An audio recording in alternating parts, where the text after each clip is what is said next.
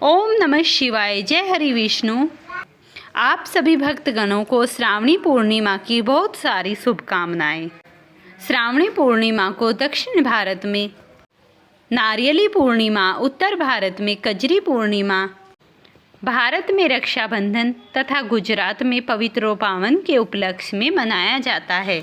क्योंकि आज ही के दिन भगवान शिव ने चंद्रमा को अपने मस्तक पर रखा था, इसीलिए ये आज की कथा बहुत ही पावन और दुर्लभ होने वाली है। आप इस कथा का श्रवण पूरी श्रद्धा और भक्ति से कीजिए। किया था। श्रावण पूर्णिमा को शिव जी को जल चढ़ाने का अंतिम दिन होता है। जो मनुष्य आज के दिन शिव पार्वती का पूजन करता है और चंद्रमा को अर्घ्य देता है, उसे संपूर्ण श्रावण मास के फल की प्राप्ति होती है। जो लोग इस दिन श्रावण मास की कथा का श्रवण करते हैं, पितरों के निमित्त उन्हें जल देते हैं, इससे उनके पितृ अत्यंत तृप्त और प्रसन्न रहते हैं। विष्णु जी के दर्शन मात्र से इस दिन धन, लक्ष्मी और घर में सुख समृद्धि की वृद्धि होती है। इस दिन भगवान शिव, माता लक्ष्मी तथा भगवान हनुमान जी को रक्षा सूत्र अर्पित करना चाहिए। श्रावणी पूर्णिमा के दिन ही नया जनेऊ धारण किया जाता है तथा ब्राह्मणों को यथाशक्ति दान और भोजन कराया जाता है। अब आप सुनिए श्रावणी पूर्णिमा की दुर्लभ और अनोखी कथा, जिसको सुनने से समस्त प्रकार के सुख की प्राप्ति होती है। पूर्व काल में मध्य भारत के दक्षिण में मधुबनी नाम का एक ग्राम था। उस गांव में एक ब्राह्मण अपनी पत्नी और 2 पुत्रियों के साथ रहता था। वो ब्राह्मण एकदम निर्धन था। वो भिक्षा मांग के और यजमनी करके अपना गुजारा किया करता था। उस ब्राह्मण ने जैसे तैसे करके अपनी पुत्रियों का विवाह तो कर दिया था, लेकिन गरीबी तो मानो उसके भाग्य में लिखी हुई थी। एक दिन ब्राह्मणी अपने पति से बोली कि मैं अपनी पुत्री और अपने जमाई को श्रावणी पूर्णिमा पर भोजन कराने के लिए अपने घर बुलाना चाहती हूँ। ब्राह्मणी बोली कि आप ज्यादा धन मांगकर लाना भिक्षा में, जिससे मैं अपनी पुत्री और जमाई को खिला पिला सकूं। ब्राह्मणी की बात सुनकर ब्राह्मण सुबह ही नहा धोकर पूजा पाठ करके नगर में चला गया और फिर वह दोपहर तक यजमान की प्रतीक्षा करता रहा। उसके बाद वह भिक्षा मांगकर दोपहर में अपने घर आ गया। उधर ब्राह्मणी ने अपनी रसोई में बहुत ही स्वादिष्ट खाना बनाया और वह खाना बनाकर अपनी रसोई से बाहर कुछ काम के लिए चली गई। जब ब्राह्मणी वापस रसोई में आई तो उसने देखा उस भोजन में से आधा भोजन गायब है। तो ब्राह्मणी ने सारी बातों को ब्राह्मण को बताया। ब्राह्मणी बोली, मैंने बेटी और जमाई को भोजन के लिए यहाँ पर बुला लिया है, अब हम क्या करेंगे? ब्राह्मण बोला, भाग्यवान तुम, बेटी और जमाई को भोजन खिला देना, हम बाद में देखेंगे। फिर ब्राह्मण ने ब्राह्मणी से कहा, तुम बेटी और जमाई को भोजन करा के विदा कर देना, आज हम भूखे ही रह लेंगे बिना अन्न जल ग्रहण किए, और मैं काशी जा रहा हूँ भगवान भोलेनाथ के दर्शन करने के लिए। जब ब्राह्मण काशी जी जा रहा था तो उसने रास्ते में कुछ लोगों को दोने और पत्तल बनाते देखा। उसने कहा कि हे भाई, आप ये क्या कार्य कर रहे हो? मैं भी इसे करना चाहता हूँ। उन्होंने कहा, आज श्रावणी पूर्णिमा है और हमें कैलाश पर्वत पर भगवान शिव का भंडारा करना है, उसके लिए हम दोने और पत्तल बना रहे हैं। तो ब्राह्मण ने सोचा क्यों मैं भी इसी काम को कर लूं। तो उसने कहा, भाई मुझे भी आप इस काम में रख लो। तो वो भी इस काम को करने लगा और उसने भी दोने और पत्तल बनवाए। फिर उन दोने और पत्तलों को बनाकर जहां पर भगवान का भंडारा हो रहा था वहां पर ले जाया गया। उसने उसे वहां पर पहुंचवाने के बाद सबसे पहले कैलाश पर जाकर भगवान भोलेनाथ के दर्शन किए और उनसे पूजा करने के बाद फिर वह भंडारे में भोजन के लिए आ गया। भोजन करने से पहले उसने 2 पत्तल ली। एक में उसने खाना अपना लिया और दूसरी में साफ स्वच्छता से खाना करवा के उसने एक मटकी में रख दिया और फिर एक औरत को देकर कहा कि इसे तुम गांव जा रही हो, मेरी पत्नी को दे देना। जिस औरत को ब्राह्मण ने भोजन दिया वो औरत नित्य प्रति काशी जी आकर दूध बेचा करती थी। जैसे ही रास्ते में वो औरत उस मटकी को अपने सर पे रख के ले जा रही थी, वो मटकी इतनी भारी हो गई कि उससे चल भी नहीं पा रही थी। उसने उसे उतार कर देखा और उसमें जैसे ही हाथ डाला तो वो मटकी बहुत ही उसमें उसका हाथ फंस गया। जैसे ही औरत ने मटकी रख रखी थी तो आकाशवाणी हुई कि यह जो मटकी है ये उस ब्राह्मण की अमानत है। तो ब्राह्मणी ने कहा कि ये जिसकी भी अमानत है मैं इसे उसी के घर पहुंचाऊंगी। हे प्रभु मुझे मुक्त कराओ। तो प्रभु ने तुरंत ही प्रभु की माया से उसका हाथ बाहर निकल गया और फिर वह रात्रि का समय था, अपने घर आई तो उसने अपनी सास को कहा कि सासू माँ ये ब्राह्मणी की मटकी है, सुबह होते ही आप इस मटकी को ब्राह्मणी के घर पहुंचा देना। तो सास के मन में लालसा आ गई, उसने सोचा कि पहले क्यों ना मैं इस मटकी को खोलकर देख लूं। जैसे ही उसकी सास ने उस मटकी को खोलकर देखा तो मटकी हीरे जवाहरात से भरी हुई थी। तो उसके मन में पाप आ गया, उसने सोचा क्यों ना मैं दूसरी मटकी को अपने घर के अनाज से भर दूं और वो ब्राह्मणी को दे दूंगी और जो ये मटकी है इसे अपने घर में रख लूंगी। तो सास ने अपनी टंकी खोली और उससे दूसरी मटकी को भरना स्टार्ट किया। जैसे ही टंकी से उसने अनाज निकाला तो उसमें कीड़े और मकोड़े निकलने लगे। ब्राह्मणी ये देखकर अचंभित हुई तो उसने भगवान शिव को प्रणाम किया और कहा कि ब्राह्मण का दान उसके घर जाए, प्रभु मेरे घर में मेरा अनाज पहले जैसा हो जाए। तो इतना कहते ही उसके जो अनाज में कीड़े मकोड़े भर गए थे वो अनाज हो गया और जो हीरे मोती की मटकी थी वो ऐसी की ऐसी भरी रखी रही। तो सुबह हुई, उसकी सास सुबह होते ही ब्राह्मणी को बुलाया और उसकी मटकी उसे दे दी। ब्राह्मणी ने मटकी को घर ले जाकर देखा तो उसमें हीरे जवाहरात भरे हुए थे। तो ब्राह्मणी मन ही मन प्रसन्न हुई और उसने उस मटकी को देखकर सोचा कि ये तो भगवान शिव की कृपा से सब कुछ हुआ है। उस दिन से ही उसने गरीबों में दान बांटना शुरू किया, पुण्य कर्म करने शुरू किए, धर्मशाला खुलवाई, कुएं खुलवाए, विद्यालय खुलवाए और इस तरीके से सत्कर्मों में उस धन को लगाना स्टार्ट कर दिया। फिर उधर ब्राह्मण ने सोचा अब मैं भगवान शिव के दर्शन को जाता हूँ।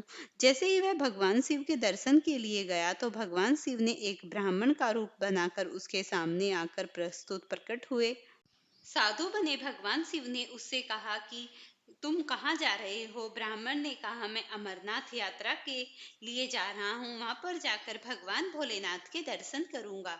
तब उसने कहा कि अगर तू भगवान भोलेनाथ का सच्चा भक्त है तो तू इस आग में कूद कर दिखा। जैसे ही साधु वैश्य ने ऐसा कहा वो आग में कूदने के लिए तैयार हो गया। तो साधु वैश्य ने कहा नहीं नहीं, तू इस कुएं में कूद कर दिखा। वह कुएं में कूदने लगा।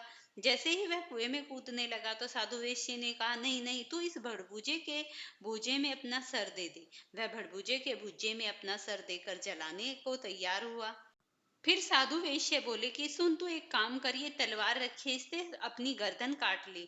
तो उसने अपनी गर्दन काटने के लिए जैसे ही उठाई तो भगवान शिव ने उसके हाथ से उस तलवार को रोक लिया और कहा तू तो सच में ही भगवान शिव का बहुत बड़ा भक्त है और तू अपनी भक्ति में सफल हुआ। फिर साधु वैश्य बोले तुम एक काम करो, तुम मेरे नगर में मेरे साथ चलो। वह अपने आश्रम में ले गए साधु वैश्य और कहने लगे उसने उसे थोड़ा सा दाल आटा और सब कुछ सामग्री खाना बनाने की देकर कहा तुम यहीं पर ठहरो और खाना बना दो। आज से पहले ब्राह्मण ने कभी खाना नहीं बनाया था। उसने चूल्हा जलाया और खाना बनाना शुरू किया। जैसे ही उसने दाल बनाई, दाल के बाद चावल बनाए तो उससे पानी निकलना शुरू हो गया। उसकी समझ में नहीं आया कि मैं इस पानी का क्या करूं। वो गर्म पानी को ही पी गया, उसके मुंह में छाले पड़ गए। फिर उसने खाना बनाकर रोटी वह सबसे पहले साधु वैश्य के पास ले गया और जाकर कहने लगा महाराज जी लो खाना खाओ। तो साधु वैश्य बने भगवान शिव ने कहा कि ये खाना तो झूठा है, इसे मैं नहीं खाऊंगा। फिर वह भगवान महात्मा से बोला कि अब मैं इस खाने का क्या करूं। तो उसने कहा बहुत से साधु वैश्य यहाँ से निकल रहे हैं, यह सारा खाना तुम उसे खिला दो। जैसे ही ब्राह्मण भोजन करा रहा था तो भोजन यहाँ तक कि समाप्त होने का नाम ही नहीं ले रहा था। भोजन जितना भी वह साधु वेश्यों को खिला रहा था उतना ही बढ़ता जा रहा था। तब वह समझ गया कि यह कोई और नहीं है, स्वयं भगवान भोलेनाथ है और वो मेरी परीक्षा ले रहे हैं। तब वह भगवान भोलेनाथ के सामने विनती करने लगा और उनके श्री चरणों में लौटकर कहने लगा हे प्रभु मुझे क्षमा करें, आप मुझे अपने असली रूप के दर्शन दे। तब भगवान शिव ने उसे अपने असली रूप के दर्शन दिए और कहा कि वत्स, हे ब्राह्मण, जो कुछ तेरी मनोकामना है तू सो मांग ले। तब वह कहने लगा, हे प्रभु, जैसे आपने मुझे यहाँ पर दर्शन दिए ऐसे ही आप मुझे अमरनाथ गुफा में दर्शन देना। भगवान शिव ने कहा कि हे पुत्र, तुम संदेह मत करो, तुम जहाँ खड़े हो यह अमरनाथ की गुफा समझो और तुम्हें जो मांगना है तुम उसे मांग लो। तब वह ब्राह्मण बोला कि हे प्रभु, आप तो सब कुछ जानते हैं, आप तो अंतर्यामी हैं, इसीलिए आप मेरी दुख दरिद्रता को भी समझते हैं। मैं हर रोज यजमानी करता हूँ और भिक्षा मांग कर जो भी भिक्षा लाता हूँ उससे मैं और मेरी पत्नी इतने दरिद्र हैं कि हमारा पेट तक नहीं भरता। हे प्रभु, मुझे इतना धन दे जिससे हमें भरपेट भोजन मिल जाए। तब भगवान शिव ने कहा, लो, मैं तुम्हें एक ये पीतल का पतीला देता हूँ और वरदान देता हूँ, तुम इससे जो भी कुछ मांग कर लाओगे वो तुरंत बनकर तैयार हो जाएगा तुम्हारे पास। उस पतीले को लेकर वह साधु वेश्य ब्राह्मण वहां से चल दिया और चलते चलते रास्ते में उसे प्यास लगी। जैसे ही उसने जल पीने के लिए एक तालाब में हाथ डाला तो उसके हाथ में एक बेलपत्र आ गया। वहीं पर एक बेल का वृक्ष था, तो उसे बेलपत्र जैसे ही हाथ आया तो उसे ज्ञात हुआ कि आज पूर्णमासी है। तुरंत उसने वहीं पर बैठकर एक अंगूठे के आकार का शिवलिंग बनाया और शिवलिंग को बनाने के बाद वह पूजा करने लगा। तो उसने सोचा कि मैं किसे सत्यनारायण भगवान की कथा सुनाऊं। तो वहीं पास में एक ब्राह्मण काम कर रहा था खेत में, तो उसने उसे बुलाया और किसान को कहा कि भाई, मैं सत्यनारायण भगवान का पूजन करता हूँ और मेरी कथा आप बैठकर सुन लीजिए। तब वह बोला किसान कि इतने में तेरी कथा सुनूंगा, इतने में अपना खेत का कुछ काम और कर लूंगा, मेरी फसल पकी पकाई है, मेरे पास बहुत काम है, तू जा किसी और को अपनी कथा सुना लेना। और जैसे ही ब्राह्मण वहां से चला, ब्राह्मण कुछ दूर पहुंचा ही था तभी उसके खेत में आग लग गई और उसकी सारी फसल नष्ट हो गई। तो वह समझ गया किसान कि ये सब कुछ उसकी मैंने जो पंडित की कथा को इनकार किया है उसी के परिणाम से हुआ है। तब किसान के दिमाग में ख्याल आया और वह भागा भागा उस ब्राह्मण के पास पहुंचा और ब्राह्मण को कहने लगा कि मैं तुम्हारी पूर्णमासी की कथा सुनूंगा। फिर वह उसी स्थान पर आकर बैठ गए और उस ब्राह्मण ने किसान को पूर्णमासी की कथा सुनाई। कथा को सुनते सुनते ही उसके खेत की सारी आग पूरी रूप से बुझ गई और उसका खेत पहले की तरह धन धान्य से भर गया। फिर वह ब्राह्मण अपने घर की ओर प्रस्थान करने लगा। जैसे ही वह घर की ओर प्रस्थान कर रहा था तभी रास्ते में उसे ज्ञात आया कि दूसरी पूर्णिमा आ गई है। तो उसने दूसरी पूर्णिमा का व्रत रखा। तो जैसे ही वह एक अंगूठे का शिवलिंग बना के पूजा करने लगा तो उसकी दृष्टि एक गडरिये पे गई। गडरिया अपनी बकरियों को चरा रहा था। वो बोला कि भाई, मेरा पूर्णमासी का व्रत है, तुम मेरी कथा सुन लो। वह बोला, ये फालतू की बातें हैं, मैं तुम्हारी कथा नहीं सुनता, मैं तो अपनी बकरियों को चरा रहा हूँ। जैसे ही वह आगे निकला तो उसकी सभी बकरियां बेहोश होकर गिर गई। उसे तुरंत ख्याल आया और वह उस ब्राह्मण के पीछे गया। तो उसने जाकर कहा कि हे ब्राह्मण, मैं तुम्हारी कथा सुनूंगा। जैसे ही उसने फिर वहां पे बैठ के कथा सुनी तो कथा के सुनते सुनते ही उसकी समस्त बकरियां उठ खड़ी हुई। तब वह समझ गया कि ये भगवान महादेव की कृपा से हुआ है और सत्यनारायण की कृपा से हुआ है। फिर वह ब्राह्मण आगे की ओर चला। आगे की ओर जाने पर रास्ते में उसे एक कन्या मिली। इस तरीके से उसका तीसरा पूर्णमासी का व्रत था और वह कन्या से बोला, पुत्री, मेरा सत्यनारायण भगवान का व्रत है, तुम मेरी कथा को सुन लेना। तब ब्राह्मण की अमीर पुत्री ने कहा कि पिताजी, मुझे ये कथा वथा कुछ नहीं सुननी और ना ही मेरे पास समय है। तब ब्राह्मण बहुत दुखी हुआ और दुखी होकर अपनी छोटी पुत्री के पास गया। जैसे ही वह रास्ते में अपनी छोटी पुत्री के पास जा रहा था तभी उसकी कन्या को पुत्री को पकड़कर सिपाही ले गए।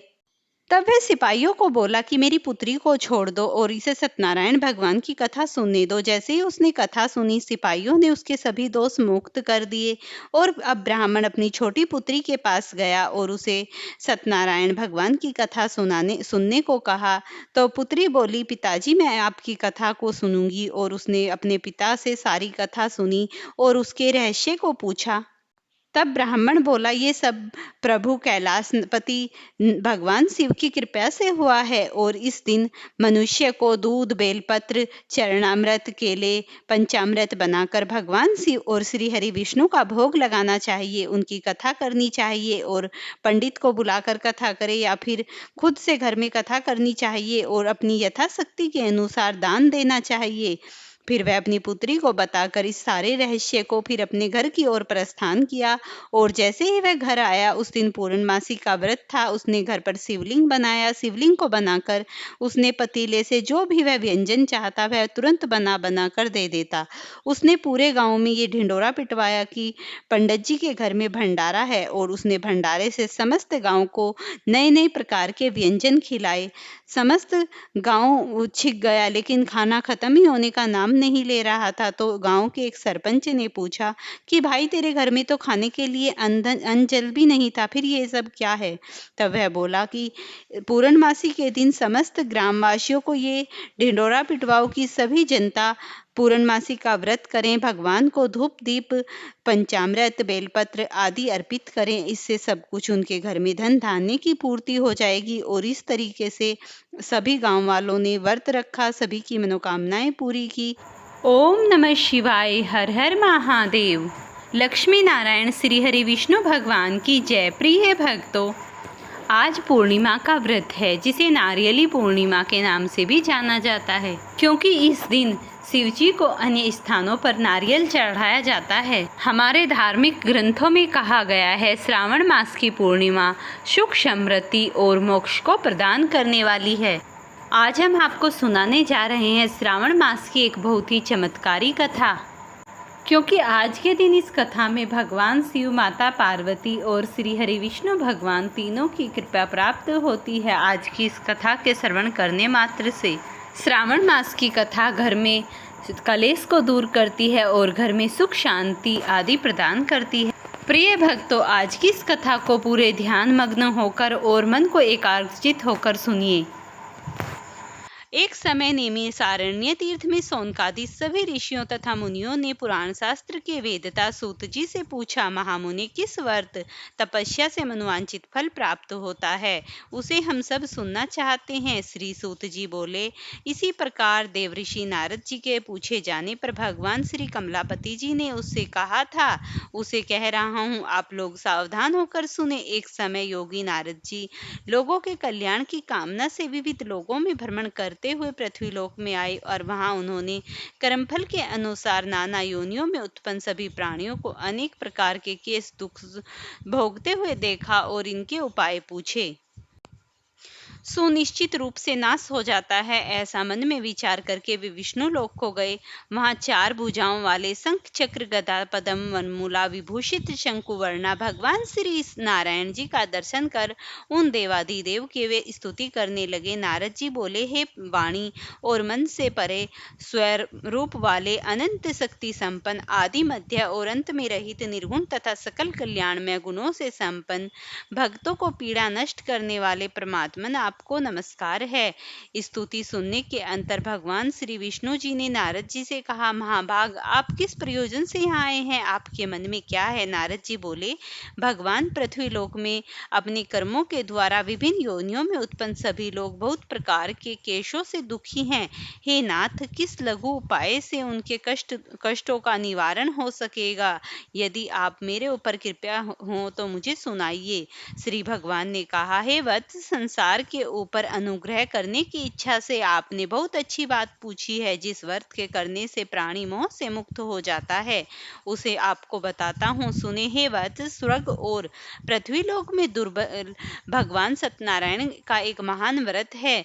आपके स्नेह के कारण इस समय मैं उसे कह रहा हूँ। आपकी इस प्रकार की विधि से भगवान सत्यनारायण का व्रत करके मनुष्य शीघ्र ही सुख प्राप्त कर परमलोक मोक्ष को प्राप्त करता है। भगवान की ऐसी वाणी सुनकर नारद जी ने कहा, प्रभो, इस व्रत को करने का फल क्या है, इसका विधान क्या है, इस फल को किसने क्या है, यह सब विस्तार से बताइए। भगवान ने कहा, श्री सत्यनारायण व्रत दुख शोक आदि का शमन करने वाले, धन धान्य में वृद्धि करने वाले और सुख सौभाग्य संतान देने वाले तथा सर्वस्व विजय प्रदान करने वाले, जिस किसी दिन भक्ति और श्रद्धा से समन्वित होकर मनुष्य ब्राह्मणों और बंधु बांधवों के साथ धर्म में तत्पर होकर सायंकाल भगवान श्री सत्यनारायण जी की पूजा करे, नवेद रूप में उत्तम कोटि के भोजनीय पदार्थों को सवाया मात्रा में भक्ति पूर्वक अर्पित करे। केले के फल, दूध, घी, गेहूं चूर्ण तथा चूर्ण से अभाव में साठी का चूर्ण, शक्कर या गुड़, यह भी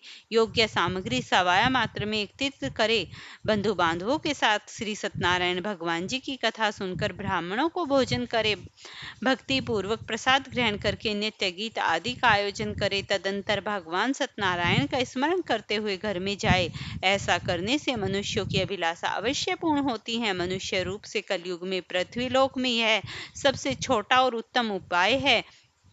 सूत जी ने कहा, हे ऋषियों, जिन्होंने पहले इस व्रत को किया है, इसका इतिहास मैं तुम्हें सुनाता हूँ। आप सावधान होकर सुनिए। सुंदर काशीपुर नगरी में एक अत्यंत निर्धन ब्राह्मण रहता था। वह ब्राह्मण भूख और प्यास से बेचैन होकर पृथ्वी पर घूमता रहता था। ब्राह्मणों से प्रेम करने वाले श्री विष्णु भगवान जी ने ब्राह्मणों को देखकर एक बूढ़े ब्राह्मण का रूप धारण करके उसके साथ जाकर पूछा, हे विप्र, तुम नित्य ही दुखी होकर पृथ्वी पर क्यों घूमते हो? तब उस ब्राह्मण ने कहा, मैं भिक्षा के लिए पृथ्वी पर घूमता हूँ। हे भगवान, यदि आप मुझसे छुटकारा पाने का उपाय जानते हैं तो बताइए। वृद्ध ब्राह्मण का रूप धारण किए श्री विष्णु जी ने कहा, हे ब्राह्मण, हे सत्यनारायण भगवान मनवांचित फल देने वाले, इसीलिए तुम उनका पूजन करो, जिससे सभी दुखों से मुक्त हो जाओगे। बूढ़े ब्राह्मण का रूप धारण करने वाले श्री भगवान अंतर्धान हो गए। जिस व्रत को वृद्ध ब्राह्मण ने बताया उसको मैं अवश्य करूंगा, यह निश्चय कर वह घर चला गया। अगले दिन वह जल्दी उठ सत्यनारायण का व्रत करने का निश्चय कर भिक्षा मांगने के लिए चल दिया। उस दिन उसको भिक्षा में बहुत धन मिला, जिससे वह पूजा का सामान खरीद लाया और आकर अपने बंधु बांधवों के साथ श्री सत्यनारायण का व्रत किया। उसके ऐसा करने से ब्राह्मण सब दुखों से छूटकर अनेक प्रकार की सुख संपत्तियों से युक्त हुआ। तभी से वह विप्र हर मास व्रत करने लगा। इसी प्रकार सत्यनारायण के व्रत को जो विधिवत के अनुसार करेगा वह सभी पापों से छूटकर मोक्ष को प्राप्त होगा। आगे भी जो मनुष्य पृथ्वी पर श्री सत्यनारायण का व्रत करेगा वह सभी दुखों से छूट जाएगा।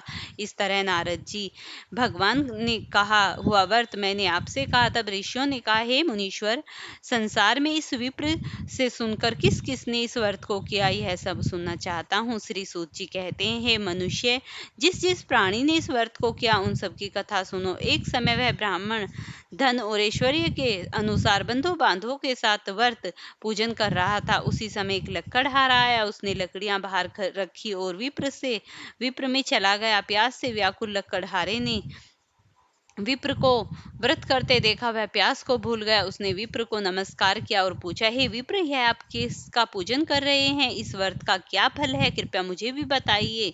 ब्राह्मण ने कहा, सब मनोकामनाओं को पूर्ण करने वाला यही श्री सत्यनारायण का व्रत है। इसकी ही कृपा से मेरे यहाँ धन धान्य की वृद्धि हुई। विप्र की इस बात के बारे में जानकर वह लकड़हारा बहुत प्रसन्न हुआ। भगवान का चरणामृत ले और भोजन करने के साथ वह घर से चला गया। अगले ही दिन लकड़हारे के मन में संकल्प आया कि आज ग्राम में लकड़ी बेचने से जो धन मिलेगा उससे सत्यनारायण की पूजा का उत्तम व्रत करूंगा। मन में ऐसा विचार कर वह लकड़हारा लकड़ियां अपने सर पर रखकर जिस नगर में धनवान लोग रहते थे वहां गया। उस दिन उस लकड़ियों के चौगने दाम मिले। वह बूढ़ा लकड़हारा अति प्रसन्न होकर पक्के केले, शक्कर, शहद, घी, दूध और गेहूं का चूर्ण इत्यादि श्री सत्यनारायण भगवान के व्रत की सभी सामग्री लेकर अपने घर आ गया। फिर उसने अपने बंधु बांधवों को बुलाकर विधि विधान से भगवान सत्यनारायण का पूजन और व्रत किया। उस व्रत के प्रभाव से बूढ़ा लकड़हारा धन धान्य आदि से युक्त हुआ और संसार के समस्त सुख भोग कर अंत में बैकुंठ धाम को प्राप्त हुआ। श्री सूत जी ने कहा, हे श्रेष्ठ मुनियों, अब एक और कथा कहता हूँ। पूर्व काल में उल्लामुख नाम का एक बुद्धिमान राजा था। वह सत्यवक्ता और जितेंद्रिय था। प्रतिदिन देवी स्थानों पर जाता तथा गरीबों को धन देकर उनके कष्ट दूर करता। उसकी पत्नी सुंदर और सती साध्वी थी। भद्रशिला नदी के तट पर उन दोनों ने सत्यनारायण भगवान जी का व्रत किया। साधु नामक एक वेश्या राजा को व्रत करते देख उसने पूछा, हे राजन, भक्ति युक्त चित्त से आप यह क्या कर रहे हैं? मेरी सुनने की इच्छा है। तब महाराज उल्लामुख ने कहा, हे साधु वेश्या, मैं अपने बंधु बांधवों के साथ संतान की प्राप्ति के लिए महाशक्तिमान सत्यनारायण भगवान जी का पूजन व्रत कर रहा हूँ। उसने कहा, हे राजन, मुझे भी इसका व्रत विधि बताइए। मैं भी आपके कथानुसार इस व्रत को करूंगा।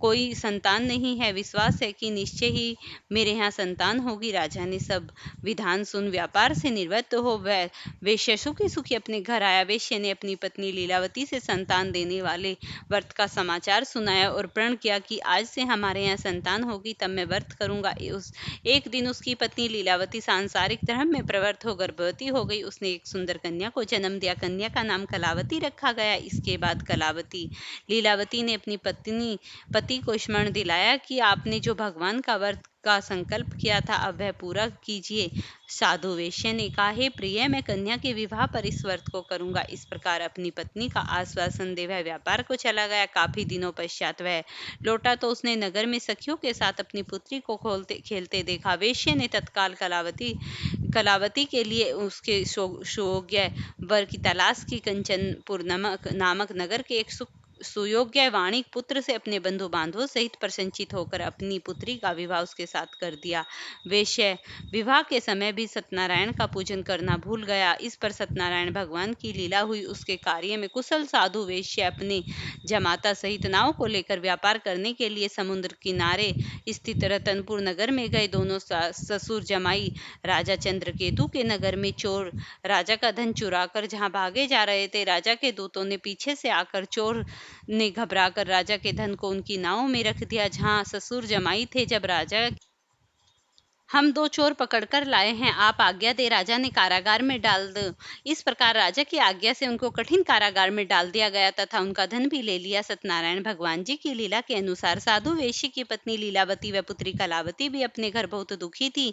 उनके घर में चोर धन चुरा कर ले गए। एक दिन शारीरिक मानसिक पीड़ा तथा भूख प्यास से अति दुखित हो भोजन की चिंता में कलावती ब्राह्मण के घर आई। उसने सत्यनारायण के व्रत होते देखा, उसकी कथा सुनी तथा प्रसाद ग्रहण कर रात को घर आई।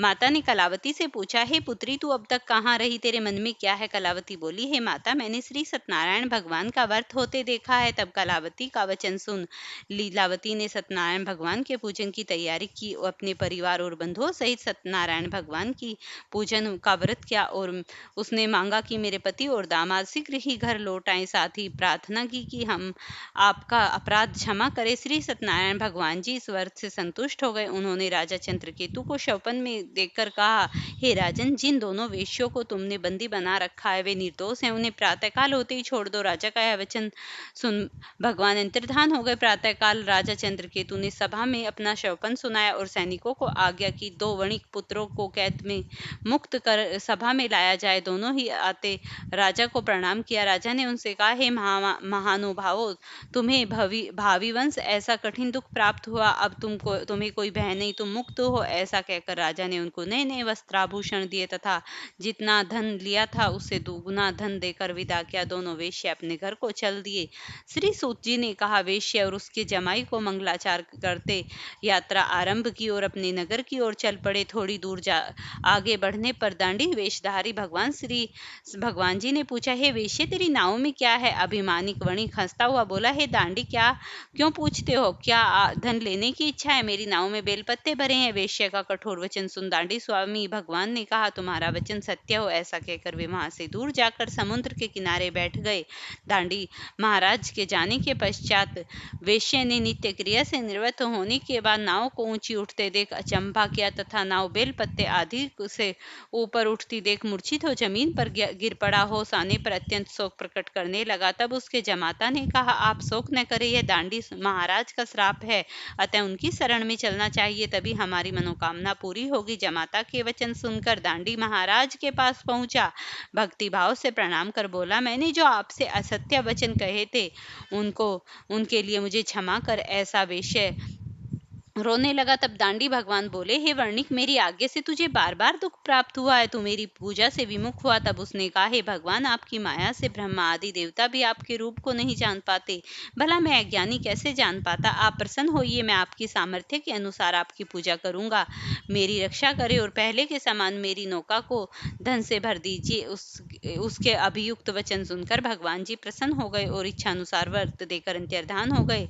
तब ससुर व जमाता दोनों ने नाव पर आकर देखा कि नाव धन से परिपूर्ण है। फिर वह भगवान सत्यनारायण का पूजन पूजन कर जमाता सहित अपने नगर को चला। जब वह अपने नगर के निकट पहुंचा तब उसके दूत को घर भेजा। दूत ने वेश्या को जाकर उसकी पत्नी को नमस्कार किया और कहा, आपके पति और दामाद सहित इस नगर के समीप आ गए। लीलावती अपनी कन्या कलावती को इस समय भगवान का पूजन कर रही थी। दूत का वचन सुनकर साधु वेश्या की पत्नी को बड़े हर्ष के साथ सत्यदेव का पूजन किया और अपनी पुत्री से कहा, मैं अपने पति के दर्शन को जाती हूँ, तू भी कार्य पूर्ण कर शीघ्र आना। परंतु कलावती पूजन एवं प्रसाद छोड़कर अपने पति के दर्शन के लिए चली गई, परंतु उसको पति का दर्शन प्राप्त नहीं हुआ। नौका को डूबा हुआ कन्या को रोती हुई देख वेश्या दुखित हो बोला, हे प्रभु, मुझसे या मेरे परिवार से जो भूल हो गई उसे क्षमा करो। उसके दीन वचन सुनकर सत्यदेव भगवान प्रसन्न हो आकाशवाणी हुई, हे वेश्या, तेरी कन्या प्रसाद छोड़कर आई है, इसका पति अदृश्य हुआ है। यदि वह घर जाकर प्रसाद खाकर लौटे तो पति अवश्य मिलेगा। आकाशवाणी सुनकर कलावती ने घर पहुंचकर पूजन कर प्रसाद खाया और फिर आकर अपने पति के दर्शन किए। तत्पश्चात वेश्या ने वहीं बंधु बांधवों सहित सत्यदेव का पूजन किया। इस लोक का सुख भोग कर वह अंत में स्वर्ग लोक को गया। श्री सूत जी आगे कहते हैं, हे ऋषियों, मैं एक और कथा कहता हूँ। प्रजापालन में तुंगध्वज नाम का एक राजा था। उसने भगवान सत्यनारायण का प्रसाद त्याग कर बहुत दुख पाया। एक समय वन में वन्य पशुओं को मारकर वट के वृक्ष के नीचे आया। वहां उसने ग्वालों को भक्ति भाव से बंधु बांधवों सहित श्री सत्यनारायण का पूजन करते देखा, परंतु राजा देखकर भी अभिमानवश न तो वहां गया और न ही सत्यदेव भगवान को नमस्कार किया। जब ग्वालों ने भगवान जी का प्रसाद उसके सामने रखा तो वह प्रसाद त्याग कर अपने नगर को चला गया। नगर में पहुंचकर उसने देखा कि सब कुछ नष्ट है। वह समझ गया यह भगवान सत्यनारायण का देन है। तब वह उसी स्थान पर वापस आया और ग्वालों के समीप विधि पूर्वक पूजन कर प्रसाद खा। सत्यनारायण की कृपा से सब कुछ पहले जैसा हो गया। दीर्घ काल तक सुख भोगकर स्वर्ग लोक को गया। जो मनुष्य इस परम दुर्लभ को करेगा वह सत्यनारायण भगवान की कृपा से धन धान्य की प्राप्ति होगी। निर्धन धनी बंदी बंधन से मुक्त होकर निर्भय हो जाता है। संतानहीन को संतान प्राप्त होती है। सब मनोरथ पूर्ण होते हैं और अंत में वैकुंठ धाम को जाता है।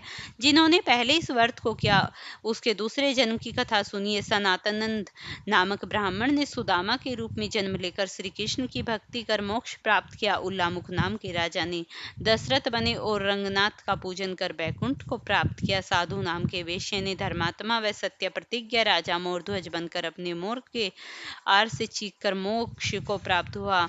महाराज तुंगध्वज शंभु बने। उन्होंने बहुत से लोगों को भगवान की भक्ति की लीन की मोक्ष प्रदान किया। लक्कड़हारा भील अगले जन्म में गुह नामक निषाद राजा हुआ, जिसने भगवान श्री राम के चरणों की सेवा कर मोक्ष प्रदान किया। प्रेम से बोलिए श्री सत्यनारायण भगवान की जय हो। अब आप कथा सुनिए। ओम जय लक्ष्मी रमणा स्वामी, जय लक्ष्मी रमणा।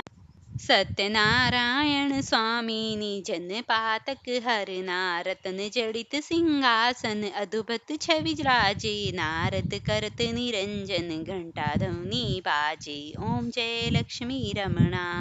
प्रकट भयो कलिन कारण, ध्वज को दर्शन दीजो, बूढ़ो ब्राह्मण बन कर कंचन महल कीजो।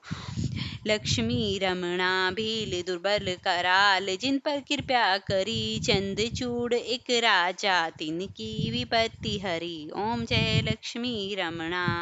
वेश्य मनोरथ पायो, श्रद्धा तज दीनी, सो फल भायो प्रभु जी फिर स्तुति कीनी। भाव भक्ति के कारण छिन छिन रूप धरो, श्रद्धा भक्ति कीनी तिनके काज सिर। ओम जय लक्ष्मी रमणा। ग्वाल बाल संग राजा बन में भक्ति करी, मनवांचित फल पावे दीन दयाल हरि। ओम जय लक्ष्मी रमणा। चढ़त प्रसाद सभाया, कलंदी फल मेवा, धूप दीप तुलसी से राजी सत्यदेव। ओम जय लक्ष्मी रमणा। श्री सत्यनारायण जी की आरती जो कोई नर गावे, कहत शिवानंद स्वामी मन वांचित फल पावे। ओम जय लक्ष्मी रमणा स्वामी, जय लक्ष्मी रमणा। फ्रेंड्स, इस तरीके से सत्यनारायण भगवान की आरती और कथा पूरी हुई। अगर आपको ये वीडियो पसंद आई हो तो इसे लाइक शेयर करना, चैनल पर नए हैं चैनल को सब्सक्राइब करना और मुझे बताना मैं आपके लिए अगली वीडियो कौन